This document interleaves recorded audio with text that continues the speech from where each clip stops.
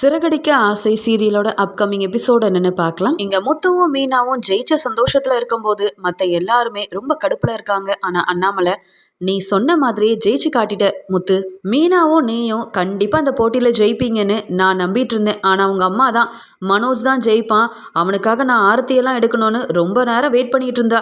ஆனா நீயும் மீனாவும் போட்டியில ஜெயிச்ச சந்தோஷத்துல வரதை பார்க்கும்போது என் மனசெல்லாம் ரொம்ப நிறைஞ்சு போச்சு அப்படின்னு சொல்லிட்டு இருக்கும்போது இதை பார்த்த விஜயா, ஆமா இது என்னவோ சின்ன போட்டி, இதுல ஜெயிச்சதுக்கே நீங்க என்ன இப்படி புகழ்ந்து பேசிட்டு இருக்கீங்க? எனக்கு என்னவோ தோணுது அந்த போட்டியில மனோஜோட திறமைக்கு ஏத்த மாதிரி அவங்க கேள்வி கேட்கலன்னு நினைக்கிறேன். அதனாலதான் சரியா என் பையன் பதில் சொல்லியிருக்க மாட்டான். என்னவோ இந்த முத்துவுக்கும் மீனாவுக்கும் பரிசு கிடைச்சிருச்சு, அதுக்காக நிக்க வச்சு புகழ்ந்து பாராட்டி பேசிட்டு இருப்பீங்க. அந்த மீனாவோட அம்மா தங்கச்சின்னு எல்லாரும் வந்து இவ்வளோ நேரம் பேசிட்டு வாழ்த்து சொல்லிட்டு போனது பத்தாதுன்னு இப்ப நீங்க வேற ஆரம்பிச்சிட்டீங்களா? கொஞ்சம் அமைதியா இருங்க போதும் மீனா.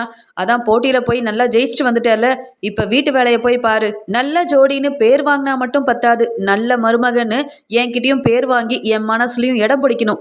அப்படி என் மனசுல இடம் பிடிச்ச ரோஹிணி தான் என்னோட மருமக, அதை நீ புரிஞ்சுக்கோ. போய் வேலையை பாரு. ஏதோ 1,00,000 கிடைச்சிருச்சுன்னு ரொம்ப திமிர்ல 2 பேரும் ஆடாதீங்க. பாரு, மனோஜும் ரோஹிணியும் ரொம்ப களைப்பா வந்திருக்காங்க. ஸ்ருதி கூட ரொம்ப டயர்டா இருக்கா, அதனால அவங்க எல்லாருக்கும் முதல்ல ஜூஸ் போட்டு கொண்டு வா அப்படின்னு சொல்றாங்க. அவ்வளோ நேரம் சந்தோஷமா இருந்த மீனா விஜய் அப்படி சொன்னதை கேட்டு ரொம்ப வருத்தப்படுறாங்க. உடனே முத்து, எங்க அம்மாவை பத்தி உனக்கு தெரியாதா? நீ அழணும், நீ எப்பயுமே வருத்தப்படணும்னு அவங்க அதுக்காக தானே இப்படி பேசுறாங்க. நீ சந்தோஷமா இருக்கணும் மீனா. சூப்பர் ஜோடின்னு நம்ம பரிசு வாங்கினது மட்டும் இல்லாம 1,00,000 நம்ம கிட்ட இருக்குது.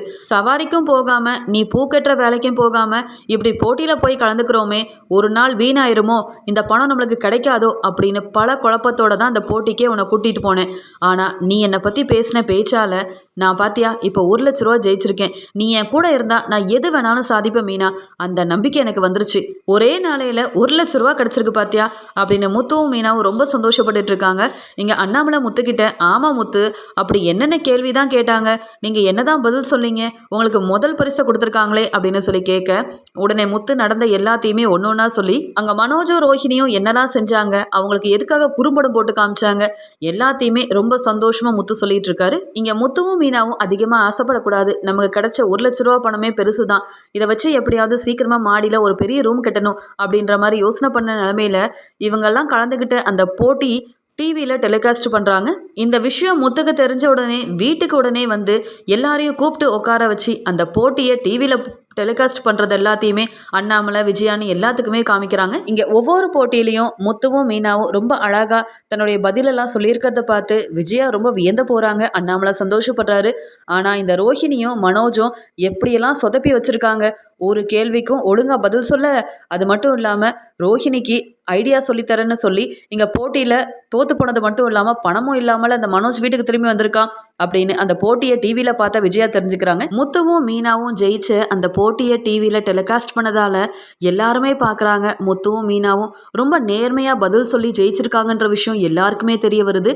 அதனால் முத்துவும் மீனாவும் எங்கே போனாலும் அவங்க அங்கே இருந்த எல்லாருமே முத்துவையும் மீனாவையும் வாழ்த்துறது மட்டும் இல்லாமல் இவங்க 2 பேரும் ரொம்ப ஃபேமஸ் ஆகுறாங்க. இங்கே மீனாவுக்கு தெரிஞ்ச எல்லாருமே மீனாவுக்கு கால் பண்ணி, சூப்பர் மீனா, நீயும் உங்கள் வீட்டுக்காரரும் போட்டியில் கலந்துக்கிட்டு 1,00,000 வின் பண்ணியிருக்கீங்க, எவ்வளோ அழகாக நேர்மையாக பதில் சொல்லியிருக்கீங்க, உங்கள் நேர்மைக்கு கிடைச்ச பரிசு தான் இது அப்படின்னு வாழ்த்து தெரிவிக்கிறாங்க.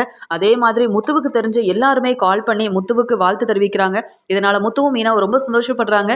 இந்த போட்டி என்னவோ நடந்துச்சு, 1,00,000 கிடச்சிச்சு போதும்னு பார்த்தா இதை டிவிலெல்லாம் போட்டு இப்படி நம்மளை ஃபேமஸ் ஆக்கிட்டாங்களே அப்படின்னு சொல்லி சந்தோஷத்தில் இருக்காங்க.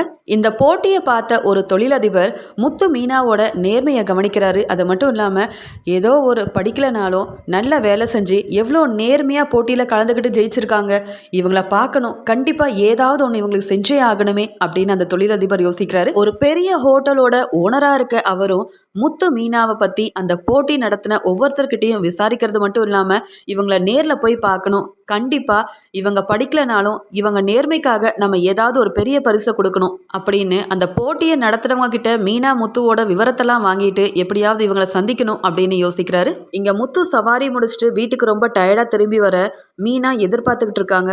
முத்து இன்னும் வரலையேன்னு முத்து வீட்டுக்கு வந்த உடனே சாப்பிட கூப்பிட்டு போகிறாங்க. அந்த சமயம் விஜயா மீனா கிட்ட, அதான் நாங்கள்லாம் சாப்பிட்டுட்டு இருக்கோம்ல, முத்து வந்தானா கொஞ்ச நேரம் அங்கே வெளியில் உட்கார சொல்ல வேண்டியதானே, எல்லார் கூடயும் உட்காந்து இவன் சாப்பிடணுமா, அங்கே பாரு அவன் இன்னும் குளிக்க கூட இல்லை, அப்படியே கூட்டிகிட்டு வந்து சாப்பிட உட்கார வச்சுட்ட அப்படின்னு சொல்லி திட்டுறாங்க. ஏன் முத்து, அவள் தான் கூப்பிட்டானா நீயும் பின்னாடியே வந்துடுவியா, கொஞ்ச நேரம் உட்காரு, நாங்கள் சாப்பிட்டதுக்கு அப்புறமா நீங்கள் 2 பேரும் ஒன்றா உட்காந்து சாப்பிடுங்க அப்படின்னு விஜயா ரொம்ப கோவமா வேலையை முடிச்சுட்டு வீட்டுக்கு வந்த முத்துக்கிட்ட ரொம்ப கோவமா பேச இதை பார்த்த மீனா, ஏன் அத்தை, அவர் என்னவோ ரொம்ப டயர்டாக வந்திருக்காரு, பசிக்குதுன்னு சொன்னார், அதனால சாப்பிட கூப்பிட்டு வந்தேன். நீங்கள் எல்லாரும் சாப்பிட்டதுக்கு அப்புறமா தான் நாங்கள் 2 பேரும் சாப்பிடணுமா? என் வீட்டுக்காரருக்கு பிடிச்ச மாதிரி சாப்பாடெல்லாம் செஞ்சு வச்சு இவ்வளோ நேரம் அவர் வரலையேன்னு காத்துட்டு இருந்தேன். வந்த உடனே அவரை சாப்பிட கூப்பிட்டு வந்தா நீங்கள் என்னவோ எந்திரிச்சு போக சொல்கிறீங்க. அதெல்லாம் முடியாது. அவரை உட்காந்து சாப்பிட்டுட்டு அப்புறமா போய் ரெஸ்ட் எடுக்கட்டும். நீங்கள் உங்கள் வேலையை பாருங்கத்த அப்படின்னு சொல்லிடுறாங்க. அதுக்கு விஜயா, ஏன் மீனா பேச மாட்டேன்? அதான் உன் புருஷனால நீ வெளியில் போய் நல்லா சம்பாதிக்க ஆரம்பிச்சிட்டல, சம்பாதிக்கிற திமிரில் தானே இப்படியெல்லாம் பேசிகிட்டு இருக்க. ஏற்கனவே உன்னையும் உன் புருஷனையும் கையில் பிடிக்க முடியல, இதில் வேற போட்டியில் ஜெயிச்சுக்கிட்டு 1,00,000 பணத்தை வேற வாங்கிட்டு வந்திருக்கீங்கல்ல, அதான் இவ்வளோ திமிரா பேசிகிட்டு இருக்க போல, அப்படிதானே அப்படின்னு சொல்கிறாங்க. உடனே முத்து, எங்களுக்கெல்லாம் தலகணமும் கிடையாது, எங்களுக்கு திமிரும் கிடையாது. ஏன்னா பணத்துக்கு ஆசைப்படுறவங்க நாங்கள் கிடையாது. நான் டயர்டாக வந்திருக்கேன்னு எனக்கு சாப்பாடு போடுறதுக்காக மீனா என்னை கூப்பிட்டு வந்திருக்கா. ஆனால் நான் சாப்பிடக்கூடாது. நீங்கள் எல்லாரும் சந்தோஷமாக உட்காந்து இங்கே சாப்பிடணும்னு நீங்கள் நினைக்கிறீங்க அதானே? அதுக்கு ஏன் தேவையில்லாமல் மீனாவை அது இதுன்னு பேசிகிட்டு இருக்கீங்க? மீனா, சாப்பாடெல்லாம் கொண்டு வா, நம்ம 2 பேரும் மாடியில் போய் நிலாவை பார்த்துக்கிட்டே சாப்பிடலாம் மீனா. இப்படி எங்கள் அம்மா முன்னாடி சாப்பிட்றத விட நம்ம 2 பேரும் சந்தோஷமாக மாடியில் தனியாக உட்காந்து சாப்பிட்றது எவ்வளவோ மேல் தான் அப்படின்னு சொல்லிட்டு ரொம்ப கோவமாக முத்து அங்கேருந்து எந்திரிச்சு போயிடுறாரு. இதை பார்த்துட்டு இருந்த அண்ணாமலை, என்ன விஜயா, சாப்பிட வந்த முத்துக்கிட்ட இப்படி தேவையில்லாமல் பிரச்சனை பண்ணி அவன் பாரு கோவமாக எந்திரிச்சு போயிட்டான். ஏன் இந்த வீட்டில் நீங்கள் எல்லாரும் தான் சாப்பிடணுமா? சம்பாரிச்சு கொடுக்குற முத்துவும் மீனாவும் இங்கே சாப்பிடக்கூடாதா என்ன?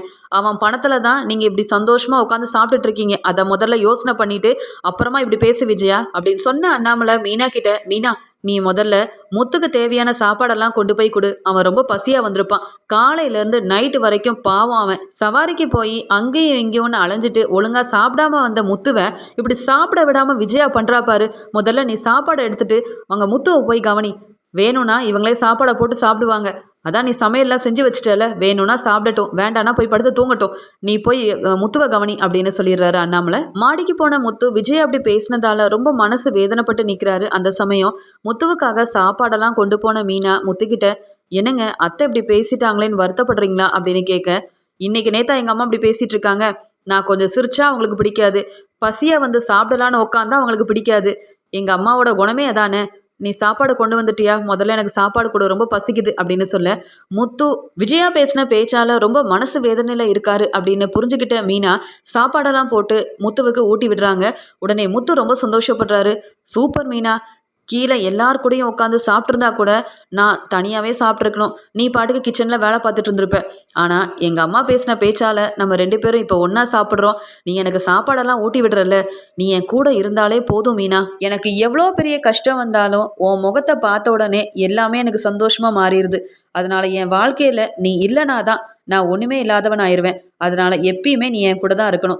யார் என்ன சொன்னாலும் நான் அதை பற்றி கவலைப்பட போகிறதே இல்லை அப்படின்னு சொல்லி 2 பேரும் மாடியில் சந்தோஷமாக உட்காந்து ஒருத்தருக்கு ஒருத்தர் ஊட்டி விட்டு சந்தோஷமாக இருக்காங்க.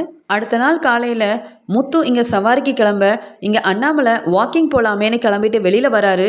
அந்த சமயம் அங்கே கீழே ஒரு தொழிலதிபர் வந்து நிற்கிறாரு. முத்துவோட வீடு இங்கே தான் இருக்குன்னு சொன்னாங்க, ஆனால் அவரோட வீடு எங்கன்னு தெரியலையே அப்படின்னு யோசனை பண்ணிட்டு இருக்கும்போது அண்ணாமலை வீட்டிலேருந்து கீழே இறங்கி போக அவர்கிட்ட என்ன ஏதுன்னு விசாரிக்கிறாரு அண்ணாமலை. அதுக்கு அந்த தொழிலதிபரும் அண்ணாமலை கிட்ட, ஆமாம் சார், அந்த போட்டியில் கலந்துக்கிட்டு முதல் பரிசை வின் பண்ண அந்த முத்து மீனாவோட வீடு எங்கே இருக்குது? அவங்கள நான் போய் பார்க்கணும். அவங்களோட நேர்மைக்கு ஒரு பெரிய பரிசு கொடுக்கணும்னு தான் வீடை தேடி வந்தேன். ஆனால் அவங்க எங்கே இருக்காங்கன்னே தெரியலையே அப்படின்னு சொல்ல, அதுக்கு அண்ணாமலை, ஓஹோ, அந்த போட்டியில் கலந்துக்கிட்ட முத்து மீனாவை பார்க்க வந்திருக்கீங்களா? முத்து என்னோட பையன்தான், மீனா என்னோட மருமக, என் வீட்டில் தான் இருக்காங்க, இதுதான் அவனோட வீடு, வாங்கல அப்படின்னு சொல்லி மேலே கூப்பிட்டு போகிறாரு அண்ணாமலை. இங்கே விஜயா உட்காந்து பேப்பர் படிச்சுட்டு இருக்காங்க. அண்ணாமலை மறுபடியும் வீட்டுக்குள்ளே போகிறத பார்த்துட்டு, விஜயா, என்னங்க வாக்கிங் போகிறேன்னு சொல்லிட்டு கிளம்பி போனீங்க, வீட்டுக்கு வரீங்க, ஏன் மழை எதுவும் வருதா? நீங்கள் இன்றைக்கி வாக்கிங் போகலையா அப்படின்னு கேட்குறாங்க. இல்லை, அதை விட ஒரு பெரிய விஷயம், முத்து மீனாவை தேடி ஒருத்தர் வந்திருக்காரு, அதான் அவங்கள பார்க்க கூப்பிட்டு வந்திருக்கேன். டே முத்து, ஏமா மீனா, கொஞ்சம் வெளியில் வாங்கம்மா, உங்களை பார்க்கறதுக்கு யாரோ வந்திருக்காங்க, எனக்கு யாருன்னு தெரியல, உங்களுக்கு தெரியுதான்னு பாருங்களேன் அப்படின்னு சொல்ல, இங்கே வீட்டில் உள்ள எல்லாருமே என்னதான் நடக்குது அப்படின்னு பார்க்க வந்து, இந்த முத்துவை பார்க்கறதுக்கு இவ்வளோ பெரிய பிஸ்னஸ்மேன் வீடு தேடி வந்திருக்காரா? இவளை பார்க்கவே பெரிய இடத்த ஆள் மாதிரில தெரியுது, முத்துவை எதுக்கு பார்க்க வந்தாரு அப்படின்ற மாதிரி இங்கே ரோஹிணியும் மனோஜும் முழிச்சிட்டு இருக்காங்க. உடனே அண்ணாமலை அந்த பிஸ்னஸ்மேன் கிட்ட, இவன் தான் என் பையன் முத்து, அவ தான் என்னோட மருமக மீனா, இவங்க 2 பேரும் தான் போட்டியில் கலந்துக்கிட்டு முதல்ல வந்து ஜெயிச்சிருக்காங்க. 1,00,000 பணத்தையும் வாங்கிட்டு வந்தாங்க. ஆமாம், நீங்கள் இவங்கள தானே பார்க்கணுன்னு ஆசைப்பட்டீங்க, என்ன விஷயமா பார்க்க வந்தீங்க அப்படின்னு கேட்குறாரு. அங்க வீட்ல மனோஜ், ரோஹிணி, முத்து, மீனா, ரவி, ஸ்ருதின்னு எல்லாரையுமே பார்த்துட்டு, அப்ப வீட்ல இருக்க 3 ஜோடிகளும் அந்த போட்டியில கலந்துக்கிட்டீங்களா? நீங்க எல்லாரும் ஒரே வீட்ல தான் இருக்கீங்களா? ஆனாலும் முத்துவும், மீனாவும் ரொம்ப நேர்மையா விளையாண்டு அங்க ஜெயிச்சு ரூ. 1,00,000 வாங்கியிருக்காங்க. இத நாங்க டிவில தான் பார்த்தோம். உங்க பையன் முத்துவ நீங்க ரொம்ப நல்லா வளர்த்துருக்கீங்க. ஒரு போட்டியா இருந்தாலும் அதுல நேர்மையா விளையாண்டு ஜெயிக்கணும்னு அவர் மனசுல பட்டத பேசி 2 பேரும் ஒருத்தர ஒருத்தர் நல்லா புரிஞ்சுகிட்டு நேர்மையா விளையாண்டதால தான் அவங்களுக்கு இந்த பரிசையே குடுத்துருக்காங்க. அத பார்த்த உடனே எனக்கும் முத்துவுக்கும், மீனாவுக்கும் ஏதாவது செய்யணும். கண்டிப்பா அவங்களுக்கு ஒரு பெரிய பரிசா குடுக்கணும்னு ஆசைப்பட்டு தான் இவங்கள பார்க்கறதுக்கு இங்க வீடு தேடி வந்திருக்கேன். நான் ஒரு பெரிய ஹோட்டலோட ஓனரா இருக்கேன் அப்படின்னு சொல்லி தன்னை அறிமுகப்படுத்திக்கிறாரு. எனக்குன்னு பசங்க யாருமே இல்லை. முத்துவையும் மீனாவையும் பார்க்கும்போது என் பசங்க மாதிரியே நினச்சிதான் அவங்கள பார்க்கறதுக்காக வந்தேன். ஆமாம் முத்து, நீ வெறும் கார் டிரைவராக இருந்தாலும் இவ்வளோ நேர்மையாக நடந்துக்கிட்டியே, அது எப்படிப்பா உன்னால் மட்டும் முடியுது? இந்த சின்ன வயசில் நீங்கள் 2 பேரும் பேசின பேச்செல்லாம் பார்த்து நான் ரொம்பவே வியந்து போயிட்டேன். ஒருத்தரை ஒருத்தர் விட்டு கொடுக்காம எவ்வளோ அழகாக அந்யோன்யமாக நீங்கள் குடும்பம் நடத்துறீங்க. முத்துவோட நிறை குறைகளெல்லாம் தெரிஞ்சுக்கிட்டு ரொம்ப சந்தோஷமாக முத்துவை ஏற்றுக்கிட்டு வாழ்கிற உங்கள் மருமக மீனா. உங்கள் மருமக மீனாவை விட்டு கொடுக்காம அவங்க சாதிச்சு ஜெயிச்சு காட்டணும் அப்படின்னு எப்பயுமே இங்கே உங்கள் மருமக கூடவே பக்கபலமா இருக்கிற உங்க பையன் முத்து. இப்படி 2 பேருமே ஒருத்தரை ஒருத்தர் விட்டு கொடுக்காம ஒன்னா இந்த போட்டியில கலந்துக்கிட்டு ஜெயிச்சது எனக்கு ரொம்ப சந்தோஷமா இருக்கு. அவங்களுக்கு நானும் என்னால முடிஞ்ச ஒரு பெரிய பரிசை கொடுத்துட்டு போனேமேன்னு தான் இங்க வீடு தேடி வந்திருக்கேன் அப்படின்னு சொல்ல, இதை கேட்ட முத்துவும் மீனாவும் சந்தோஷப்படுறாங்க. உடனே முத்து, வேண்டாம் சார், பரிசெல்லாம் வேண்டாம். அதான் போட்டியில கலந்துக்கிட்டு ரூ. 1,00,000 பணம் தந்திருக்காங்களே, அதுவே எங்களுக்கு பெருசுதான். அந்த பரிசை விட எங்களை பார்க்கணும்னு ஆசைப்பட்டு வீடு தேடி வந்திருக்கீங்க பாருங்க, அதுதான் சார் எங்களுக்கு பெரிய பரிசு. இதை விட நீங்க கொடுக்க போற பரிசெல்லாம் ஒண்ணுமே இல்லை. நீங்க வந்ததே எங்களுக்கு ரொம்ப சந்தோஷம் அப்படின்னு சொல்லி இங்க மீனா அவருக்கு குடிக்க ஜூஸ் எல்லாம் கொண்டு வந்து கொடுக்க, மீனாவோட நல்ல குணத்தை பார்த்து அங்க வந்த அந்த பிசினஸ்மேன் ரொம்ப சந்தோஷப்படுறாரு. இங்க இது எல்லாத்தையுமே பார்த்துட்டு இருந்த ரோஹிணி மெதுவா மனோஜ் கிட்ட, என்ன மனோஜ் இது, போட்டியில நாம தான் ஜெயிப்போன்னு எதிர்பார்த்துட்டு இருந்தோம். ஆனா இந்த முத்துவும் மீனாவும் ஜெயிச்சு ரூ. 1,00,000 பணத்தையும் வாங்கிட்டு வந்துட்டாங்க. இப்போ என்னடானா இந்த பிசினஸ்மேன் முத்துவை பார்க்க நம்ம வீட்டுக்கே வந்தது மட்டும் இல்லாம பெரிய பரிசு தரப்போறதா சொல்றாரு. என்னவா இருக்கும் மனோஜ்?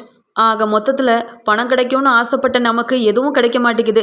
பணமே வேண்டான்னு சொல்கிற முத்துவுக்கும் மீனாவுக்கும் தான் தேடி வந்து பரிசெல்லாம் கொடுத்துட்டு போகிறாங்க. ஒன்றும் புரிய மாட்டேங்குது அப்படின்னு சொல்லி புலம்பிக்கிட்டே நிற்கிறாங்க ரோகிணி. அங்கே வந்த பிஸ்னஸ்மேன் முத்துக்கிட்டேயும் மீனாக்கிட்டேயும் ரொம்ப நேரம் சந்தோஷமாக பேசிகிட்டு இருந்துட்டு அங்கே கிளம்புற சமயம் முத்துவை கூப்பிட்டு, தம்பி, உனக்கு ஒரு பெரிய பரிசு கொடுக்கணும்னு ஆசைப்படுறேன்.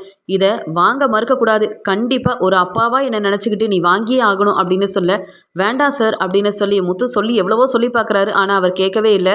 அவர்கிட்ட 20,00,000 காசோலையை கொடுக்குறாங்க. இதை பார்த்த முத்துவும் மீனாவும் ரொம்பவே அதிர்ச்சி அடைகிறாங்க. உடனே முத்து, என்ன சார் இது, 20 லட்சம் பணம் போட்டிருக்கு, இவ்வளோ பணமும் எனக்கா? சார் வேண்டாம் சார், நான் தினமும் சவாரிக்கெலாம் போய் என்னால் முடிஞ்ச அளவு நான் சம்பாதிக்கிறேன் சார், நான் சம்பாதிக்கிற பணமே எனக்கு போதும் அப்படின்னு தான் மீனா அப்பப்போ சொல்லுவா.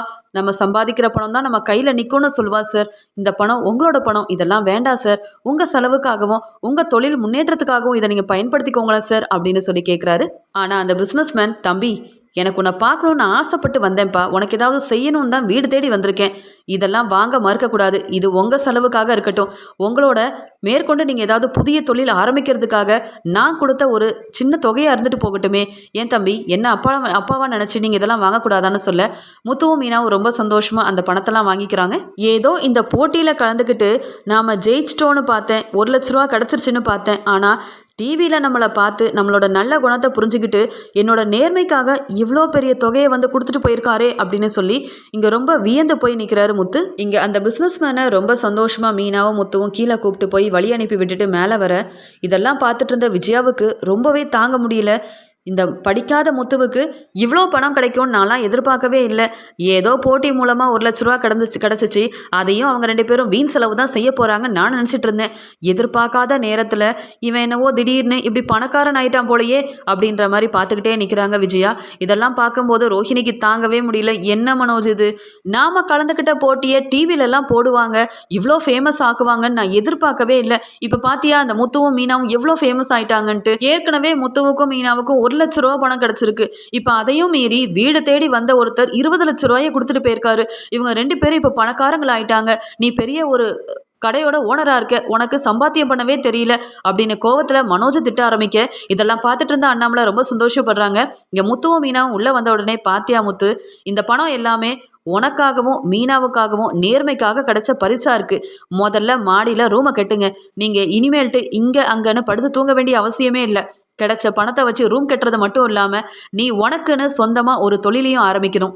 ஏற்கனவே சொந்தமாக ஒரு காரோட டிரைவராக இருக்கிற நீ இன்னொரு காரையும் வாங்கி வாடகைக்கு விட்டுருக்க.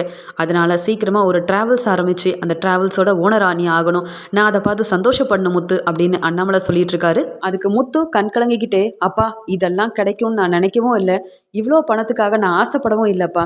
ஏதோ ரவி சொன்னானேன்னு போட்டியில் கலந்துக்கிட்டேன். ஆனாலும் அந்த போட்டியில் ஜெயிச்சா 1,00,000 ரூபா கிடைக்கும். அதன் மூலமாக மாடியில் சீக்கிரமாகவே ரூம் கட்டலான்னு ஆசைப்பட்டேன்ப்பா. அவ்வளவுதான். மற்றபடி இந்த பணத்துக்காகலாம் நான் ஆசைப்படுற ஆள் இல்லைன்னு உங்களுக்கு தெரியும்லப்பா.